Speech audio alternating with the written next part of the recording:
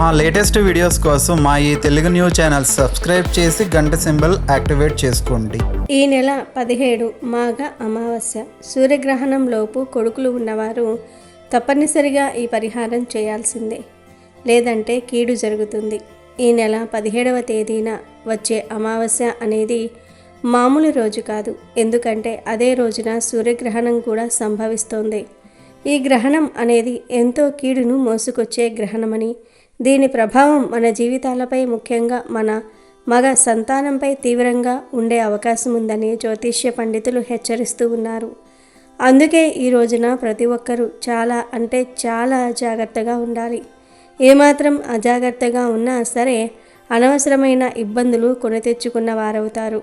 ముఖ్యంగా గ్రహణ సమయంలో ఎక్కడికి ప్రయాణాలు పెట్టుకోకపోవటమే శ్రేయస్కరం. గ్రహణం పట్టిన సమయంలో ప్రకృతిలో ప్రతికూల శక్తులు, విపరీతమైన కిరణాలు ఎక్కువగా వ్యాపించి ఉంటాయి. కాబట్టి ఆ సమయంలో బయట తిరగటం అస్సలు మంచిది కాదు. రోడ్డు మీద వాహనాలు నడపటం కానీ, దూర ప్రయాణాలు చేయటం కానీ ఈ రోజున మానుకోవాలి. ఎందుకంటే గ్రహణ ప్రభావం వల్ల మన ఏకాగ్రత దెబ్బతిని ప్రమాదాలు జరిగే అవకాశాలు ఎక్కువగా ఉంటాయి. ఈ గ్రహణం కీడుతో వస్తుంది కాబట్టి ఆ రోజున మనం ఎంత జాగ్రత్తగా ఉంటే అంత మంచిది. ముఖ్యంగా కొడుకులు ఉన్న ప్రతి తల్లిదండ్రులు ఈ గ్రహణం లోపు లేదా గ్రహణం రోజున తప్పనిసరిగా ఒక ప్రత్యేకమైన పరిహారాన్ని చేయాల్సిందే.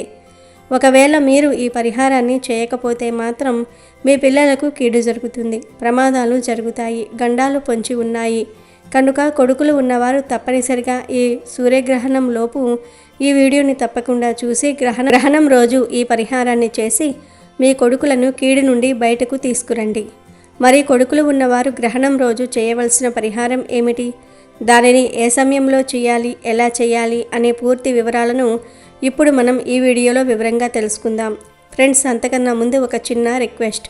మీరు ఈ వీడియోని ఎక్కడా స్కిప్ చేయకుండా చివరి వరకు వింటే ప్రతి పాయింట్ మీకు చాలా చక్కగా అర్థమవుతుంది. స్కిప్ చేసుకుంటూ చూసుకున్నట్లయితే మీకు సరిగ్గా అర్థం కాదు. ఈ వీడియో వలన మీకు లాభమే తప్ప ఎటువంటి నష్టం అనేది ఉండదు. కాబట్టి మీరు వీడియోని ఎక్కడా కూడా స్కిప్ చేయకుండా చివరి వరకు విని ఒక లైక్ ఇచ్చి సపోర్ట్ చేయండి. కామెంట్ బాక్స్లో జై శ్రీరామ్ అని ఒక కామెంట్ చేయండి. ఇక అసలు విషయంలోనికి వస్తే ఈ సూర్యగ్రహణం గురించి మనం ప్రాథమికంగా కొన్ని విషయాలు తెలుసుకోవాలి. ఈ గ్రహణం ఈ నెల 17న మాఘ అమావాస్య నాడు సంభవిస్తోంది. సూర్యగ్రహణం అంటే సూర్యుడికి మరియు భూమికి మధ్య చంద్రుడు వచ్చినప్పుడు ఏర్పడే ఒక ఖగోళ ప్రక్రియ. అయితే జ్యోతిష శాస్త్ర రీత్యా సూర్యుడు మనకు ఆత్మకారకుడు మరియు ఆరోగ్య ప్రదాత. అటువంటి సూర్యుడికి గ్రహణం పట్టడం అనేది ప్రపంచవ్యాప్తంగా ప్రభావం చూపుతుంది. అయితే మన దేశ ప్రజలకు ఒక ఊరట కలిగించే విషయం ఏమిటంటే ఈ సూర్యగ్రహణం మన భారతదేశంలో కనిపించటం లేదు. జ్యోతిష్య శాస్త్రం మరియు ధర్మశాస్త్రాల ప్రకారం ఏదైనా గ్రహణం మనకు కంటికి కనిపించినప్పుడు మాత్రమే దానికి సంబంధించిన కఠినమైన నియమ నిబంధనలు పాటించాల్సి ఉంటుంది. ఈ సూర్యగ్రహణం మన ఇండియాలో కనిపించదు కాబట్టి మనం పెద్దగా నియమాలు పాటించాల్సిన అవసరం లేదు. అంటే సాధారణంగా గ్రహణం ఉన్నప్పుడు మనం వండుకున్న ఆహార పదార్థాల మీద దర్బలు వేస్తాం కదా, ఈసారి అలా చేయాల్సిన అవసరం లేదు. అలాగే గ్రహణం విడిచిన తర్వాత తలస్నానాలు చేయటం అంటే పట్టు విడుపు స్నానాలు అంటారు కదా, అవి కూడా చేయనక్కర్లేదు. మన దేశంలో గ్రహణం కనిపించదు కాబట్టి మన ఊరిలోని గుడులు కూడా మూసివేయరు. అన్నీ యథావిధిగా తెరిచే ఉంటాయి మరియు నిత్య పూజలు కూడా సాగుతూనే ఉంటాయి. గ్రహణం ముగిసిన తర్వాత ఇల్లును శుభ్రం చేయటం లేదా పూజ గదిని కడగటం వంటి పనులు కూడా ప్రత్యేకంగా చేయాల్సిన అవసరం లేదు. ఇవన్నీ మన దేశంలో గ్రహణం కనిపించదు కాబట్టి మనకు వర్తించవు. కానీ గ్రహణం మనకు కనిపించకపోయినా భూమి మీద ఏదో ఒక మూల అది కనిపిస్తూనే ఉంటుంది. కాబట్టి దాని యొక్క సూక్ష్మ ప్రభావం అనేది ఖచ్చితంగా ఉంటుంది. కనుక గర్భిణీ స్త్రీలు మాత్రం ఈ విషయంలో ఎంతో అప్రమత్తంగా ఉండాలి. గ్రహణం మనకు కనిపించదు కదా అని నిర్లక్ష్యం చేసి గర్భిణీలు ఆ సమయంలో బయట తిరగటం అస్సలు మంచిది కాదు. గ్రహణ సమయంలో గర్భిణీలు ఇంట్లోనే ఉండటం మరియు ఎటువంటి పనులు చేయకుండా విశ్రాంతి తీసుకోవటం చాలా ఉత్తమం.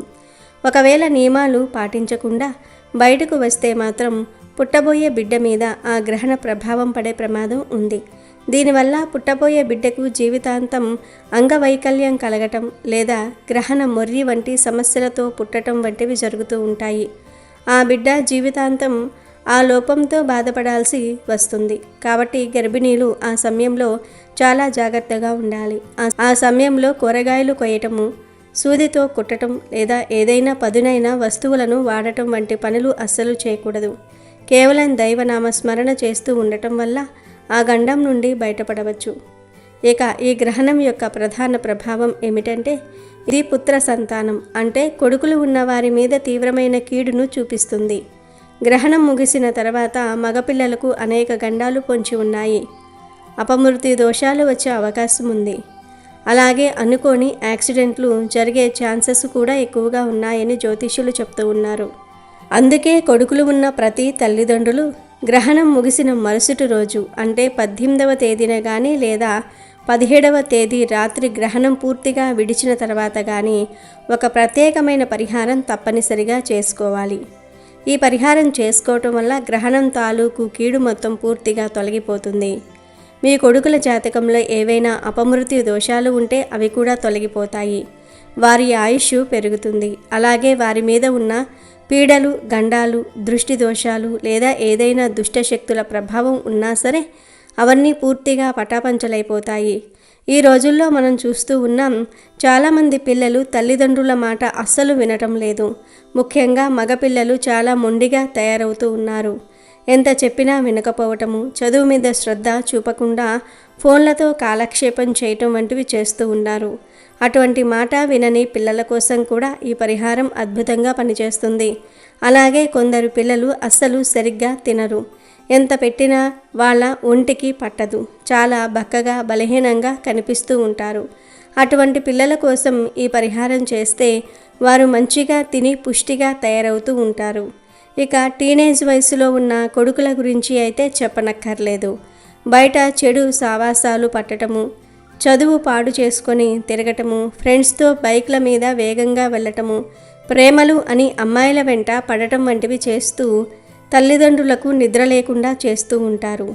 తమ కొడుకు ఎప్పుడు ఎటువంటి ఇబ్బందుల్లో చిక్కుకుంటాడో అని, అసలు కొడుకు ఇంటికి వస్తాడో రాడో, ఎటువంటి ప్రమాదాల్లో పడతాడో కూడా తెలియక తల్లిదండ్రులు ఎప్పుడూ దిగులు పడుతూనే ఉంటారు.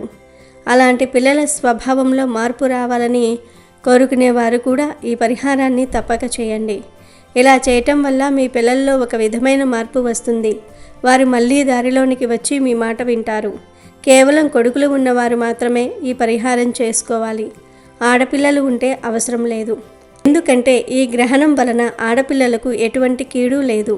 మామూలుగా ఆడపిల్లలు చక్కగా ఇంట్లో ఉంటారు. తల్లిదండ్రుల మాట వింటారు. వారి గురించి తల్లిదండ్రులకు ఎటువంటి దిగులు ఉండదు. మగపిల్లల కోసమే ఎప్పుడూ దిగులు పడుతూ ఉంటారు. కాబట్టి గ్రహణం యొక్క కీడు పోవడానికి, దృష్టి దోషాలు, అపమృత్యువులు పోవడానికి, అలాగే మగపిల్లలు మంచిగా మారడానికి తప్పక ఈ పరిహారం చేసుకోండి.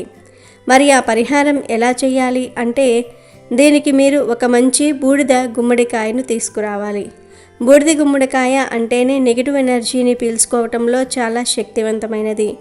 ఆ గుమ్మడికాయను తీసుకువచ్చి దానికి ఒకవైపున చతురస్రం ఆకారంలో ఒక చిన్న ముక్కను కోసి జాగ్రత్తగా బయటకు తీసుకురండి. అంటే ఆ కాయకు ఒక చిన్న రంధ్రంలాగా చేయాలన్నమాట. ఆ తీసిన ముక్కను పక్కన భద్రంగా పెట్టుకోండి. ఇప్పుడు ఆ గుమ్మడికాయ లోపల ఉండే కొద్దిగా గుజ్జును స్పూన్తో తీసి అక్కడ కొంచెం ఖాళీ ప్రదేశాన్ని ఏర్పాటు చేయండి. ఆ ఖాళీ చేసిన చోట మీరు 2 స్పూన్ల కుంకుమను వేయాలి. ఆ తర్వాత కొంచెం గల్లులుప్పు అంటే రాతి ఉప్పును వేయండి. ఆ పైన 3 ఎండుమిరపకాయలను, 1 స్పూన్ ఆవాలను వేయాలి. చివరిగా 1 నిమ్మకాయను కూడా అందులో పెట్టండి. ఇవన్నీ పెట్టిన తర్వాత మీరు మొదట కోసి పక్కన పెట్టుకున్న గుమ్మడికాయ ముక్కను మళ్ళీ ఆ రంధ్రం మీద పెట్టి మూసివేయండి. ఇక ఆ తర్వాత ఈ గుమ్మడికాయకు నిండుగా పసుపు రాసి కుంకుమతో బొట్లు పెట్టండి. ఇప్పుడు గుమ్మడికాయ సిద్ధమైంది కదా. ఇప్పుడు మీ అబ్బాయిని ఇంటి బయటకు తీసుకుని వచ్చి తూర్పు దిక్కు చూస్తూ ఒక పీట మీద కూర్చోబెట్టండి. తర్వాత మీ ఇంట్లో ఉన్న స్త్రీలు కానీ లేదా పురుషులు కానీ పెద్దవారు కానీ ఎవరైనా సరే ఆ గుమ్మడికాయతో మీ అబ్బాయికి దిష్టి తీయాలి. 3 సార్లు కుడివైపుకు, 3 సార్లు ఎడమవైపుకు దిష్టి తీసి ఆ తర్వాత ఆ గుమ్మడికాయను కేవలం పురుషులు మాత్రమే తీసుకుని వెళ్ళి ఇంటికి దూరంగా ఎక్కడైనా ఎవరూ లేని చోట లేదా 4 రోడ్ల కూడలిలో ఆ గుమ్మడికాయను నేలకేసి గట్టిగా కొట్టి పగలగొట్టాలి. ఇలా పగలగొట్టిన తర్వాత మగవారు అస్సలు వెనక్కి తిరిగి చూడకుండా నేరుగా ఇంటికి వచ్చేయాలి.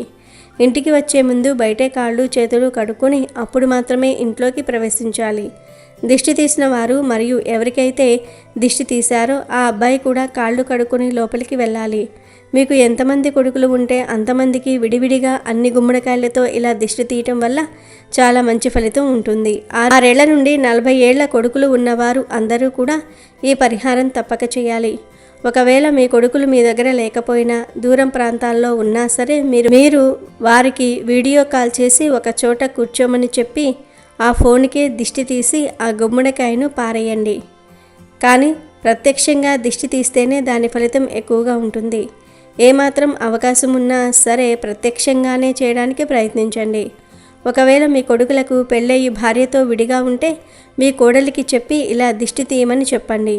ఈ పరిహారం చేయడానికి సరైన సమయం ఏమిటి అంటే 17వ తేదీ గ్రహణం ముగిసిన తర్వాత రాత్రిపూట కానీ లేదా 18వ తేదీ రాత్రిపూట కానీ చేయాలి. పగటిపూట ఈ దిష్టి తీసే కార్యక్రమం పెట్టుకోకండి. ఎందుకంటే రాత్రి వేళల్లోనే ఇటువంటి దిష్టి దోషాలు తొలగిపోయే శక్తి ఎక్కువగా ఉంటుంది. ఇలా చేయటం వల్ల మీ పిల్లల మీద ఉన్న గ్రహణ దోషాలు, అపమృత్యు గండాలు, దృష్టి దోషాలు అన్నీ ఆ గుమ్మడికాయతో పాటే పగిలిపోతాయి. వారి జీవితంలో ఉన్న ప్రతికూలత మొత్తం తొలగిపోయి మీరు ఆరోగ్యంగా క్షేమంగా ఉంటారు. తల్లిదండ్రుల మాట వింటూ చక్కగా చదువుకుంటారు. ఇక ఈ పరిహారంలో మనం ఉపయోగించిన పదార్థాల గురించి కూడా చాలా లోతుగా తెలుసుకోవాలి. ఈ పదార్థాలు ఏవి కూడా మనం యాదృచ్ఛికంగా ఎంచుకున్నవి కావు. వీటి వెనుక అపారమైన శక్తి మరియు శాస్త్రీయ కోణం దాగి ఉంది. మొదటిగా బూడిద గుమ్మడికాయ గురించి చెప్పుకోవాలి. బూడిద గుమ్మడికాయను శాస్త్రంలో కూష్మాండము అని అంటారు. మన చుట్టూ ఉండే ప్రతికూల తరంగాలను అంటే నెగిటివ్ ఎనర్జీని అత్యంత వేగంగా పీల్చుకునే శక్తి కేవలం ఈ బూడిద గుమ్మడికాయకు మాత్రమే ఉంది. మన పూర్వీకులు ఇంటి ముందు దీనిని ఎందుకు కడతారంటే ఇంటికి వచ్చే చెడు దృష్టిని ఇది తనలోనికి పీల్చుకుంటుంది. ఈ పరిహారంలో గుమ్మడికాయను వాడటం వల్ల మీ అబ్బాయిపై ఉన్న సమస్త గ్రహదోషాలు మరియు దుష్టశక్తుల ప్రభావం ఆ కాయలోనికి వెళ్ళిపోతుంది. ఇక కుంకుమ విషయానికి వస్తే కుంకుమ అనేది శక్తికి సంకేతం. మన సాంప్రదాయంలో కుంకుమను దుష్టశక్తులను అడ్డుకోవడానికి మరియు శుభాన్ని కలిగించడానికి వాడుతూ ఉంటాము. కల్లుప్పు లేదా రాతి ఉప్పుకు అద్భుతమైన క్లీనింగ్ ప్రాపర్టీస్ ఉంటాయి. మనం నీటిలో ఉప్పు వేసి కాళ్ళు కడుక్కుంటే అలసట పోయినట్టే. ఉప్పు మన చుట్టూ ఉన్న ప్రతికూల ఆలోచనలను దిష్టిని లాగేసుకుంటుంది. అందుకే ఉప్పును ఈ పరిహారంలో చేర్చడం వల్ల మీ కొడుకు చుట్టూ ఉన్న కీడు తొలగిపోతుంది. ఇక ఎండుమిరపకాయల విషయానికి వస్తే ఎండుమిరపకాయలు దిష్టి తీయడానికి ఎంతో కాలంగా వాడుతూ ఉన్నాము. మిరపకాయలోని ఆ ఘాటు మన కళ్ళల్లోని నెగిటివ్ ఎనర్జీని బయటకు తీయడానికి సహాయపడుతుంది. ఆవాలు అంటే సాక్షాత్తు పరమశివుని అంశగా కొన్ని చోట్ల చెప్తూ ఉంటారు. ఆవాలు దుష్ట శక్తులను నిలువరించడానికి, క్షుద్ర ప్రభావాలను అడ్డుకోవడానికి తంత్రశాస్త్రంలో కూడా వాడతారు. ఆవాలు ఆ గుమ్మడికాయలో వేయటం వల్ల మీ పిల్లలకు ఎటువంటి అపమృత్యు దోషాలు ఉండవు. ఇక చివరిగా నిమ్మకాయ గురించి చెప్పాలి. నిమ్మకాయను ఫలరాజ్యం అని అంటారు. గ్రహణం సమయంలో ప్రకృతిలో విడుదలయ్యే విషపూరితమైన కిరణాలను ఎదుర్కోగలిగే శక్తి ఒక్క నిమ్మకాయకే ఉంది. నిమ్మకాయ తన చుట్టూ ఉన్న వాతావరణాన్ని శుద్ధి చేస్తుంది. అందుకే ఈ పదార్థాలన్నీ కలిపి ఒక గుమ్మడికాయలో పెట్టి దిష్టి తీసి పగలగొట్టినప్పుడు ఆ కీడు మొత్తం ముక్కలు ముక్కలుగా విడిపోతుంది. ఈ పరిహారం ద్వారా మీ కొడుకులకు ఉన్న గ్రహణ దోషాలు, చెడు వాహనాల ప్రభావం, మొండితనం అన్నీ తొలగిపోయి వారు ఆయురారోగ్యాలతో వర్ధిల్లుతారు. ఈ పదార్థాల కలయిక ఒక రక్షణ కవచంలా మారి మీ పిల్లలను కాపాడుతుంది. చాలామందికి ఒక అనుమానం రావచ్చు, కేవలం మగపిల్లలకే దిష్టి ఎందుకు తీయాలి అని. సూర్యుడు పుత్రకారకుడు కాబట్టి సూర్యగ్రహణం సమయంలో మగ సంతానం మీద ప్రభావం అధికంగా ఉంటుంది అని జ్యోతిష్య పండితులు చెప్తూ ఉన్నారు. అందుకే ఈ జాగ్రత్తలు తీసుకోవటంలో తప్పులేదు. మన పిల్లల క్షేమం కంటే మనకు ఏది ముఖ్యం కాదు కదా. ఈ పరిహారం చేసిన తర్వాత మీ మనసులో ఉన్న భయం పోతుంది మరియు మీ పిల్లల మీద ఒక రక్షణ కవచం ఏర్పడుతుంది. ఈ గ్రహణం రోజున మీ పిల్లలకు వీలైనంత వరకు బయట ఫుడ్డు తినిపించకండి. ఇంట్లో వండిన తాజా ఆహారాన్ని మాత్రమే పెట్టండి. ముఖ్యంగా టీనేజ్లో ఉన్న అబ్బాయిలు ఈ సమయంలో ఎక్కువ ఆవేశానికి గురి అవుతూ ఉంటారు కాబట్టి వారితో నెమ్మదిగా మాట్లాడండి. వారిపై ఎటువంటి ఒత్తిడి తీసుకురాకండి. ఈ పరిహారం చేయటం ద్వారా వారిలో ఉండే నెగిటివ్ ఎనర్జీ పోయి సానుకూల ఆలోచనలు మొదలవుతూ ఉంటాయి. చదువులో రాణిస్తారు మరియు ఆరోగ్యంగా ఉంటారు. గ్రహణ ప్రభావం వల్ల వచ్చే శారీరక మరియు మానసిక ఇబ్బందులను ఎదుర్కోవడానికి ఈ బూడిద గుమ్మడికాయ పరిహారం ఒక గొప్ప పరిష్కారం. మీ చుట్టుప్రక్కల ఉన్న వారికి కూడా ఈ పరిహారం గురించి చెప్పండి. మీకు తెలిసిన వారందరికీ ఈ వీడియోని షేర్ చేయండి. తద్వారా వారు కూడా తమ పిల్లల క్షేమం కోసం ఈ చిన్న పనిని చేసుకోగలుగుతారు. గ్రహణం మన దేశంలో కనిపించకపోయినా మనం ఎందుకు ఇన్ని జాగ్రత్తలు తీసుకోవాలి అని కొందరు అడుగుతూ ఉంటారు. దానికి కారణం ఏమిటంటే భూమి అనేది ఒక్కటే. గ్రహణం ఎక్కడ కనిపించినా దాని ప్రభావం ప్రకృతిలో సూక్ష్మ రూపంలో ఉండి తీరుతుంది. అందుకే గర్భిణీలు మరియు పిల్లల విషయంలో పెద్దలు చెప్పిన మాటను పాటించడం వల్ల ఎటువంటి నష్టం ఉండదు, సదా మేలే జరుగుతుంది. స్తోమత ఉన్నవారు ఈ గ్రహణం ముగిసిన తర్వాత మీ పిల్లల చేత కేజీంపావు గోధుమలను బ్రాహ్మణులకు కానీ లేదా పేదవానికి కానీ దానం చేయిస్తే ఇంకా మంచిది. స్తోమత లేని వారు చేయకపోయినా పర్వాలేదు. ఈ పరిహారాన్ని మాత్రం తప్పనిసరిగా చేయండి. కాబట్టి కొడుకులు ఉన్నవారు మర్చిపోకుండా గుర్తుపెట్టుకొని ఈ సూర్యగ్రహణం రోజు ఈ గుమ్మడికాయ పరిహారం చేసి అశుభ ఫలితాలు జరగకుండా జాగ్రత్త పడండి. అమెజాన్లో బెస్ట్ డిస్కౌంట్స్ కోసం వీడియో డిస్క్రిప్షన్లో లింకు ఉంది, చూడండి. అలాగే మా టెలిగ్రామ్ ఛానల్ సబ్స్క్రైబ్ చేసుకోండి.